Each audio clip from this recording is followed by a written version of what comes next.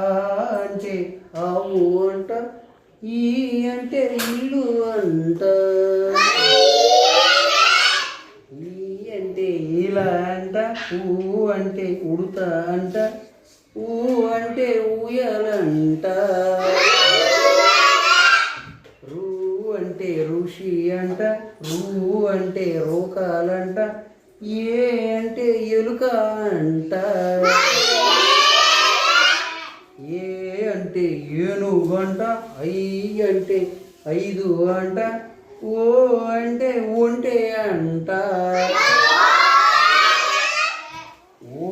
అంటే ఓడ అంట, ఔ అంటే ఔషధం అంట, అమ్మ అంటే అంగడి అంట, ఆహా అంటే అంతఃపురం అంట, కా అంటే కమల అంట, ఖ అంటే ఖడ్గం అంట, గ అంటే గడియారం అంట, ఘ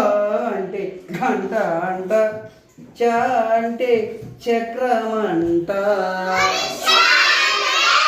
ఛ అంటే ఛత్రం అంట, జ అంటే జడ అంట, ఝ అంటే జెండా అంట, ఠ అంటే టెంకాయ అంట, ఠ అంటే కంఠం అంట, డ అంటే డబ్బులంట, ఢ అంటే ఢంక అంట, నా అంటే గణపతి అంట, త అంటే తబలా అంట, ద అంటే దండ అంట, నా అంటే నెమలి అంట, పా అంటే పలక అంట, బా అంటే బండి అంట, మా అంటే మంచం అంట, యా అంటే యముడు అంట, రా అంటే రరి అంట, లా అంటే లాత అంటే, వా అంటే వంకాయ అంట,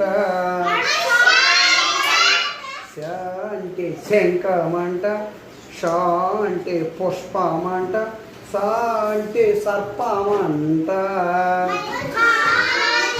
హ అంటే హంస అంట, లా అంటే తాళం అంట,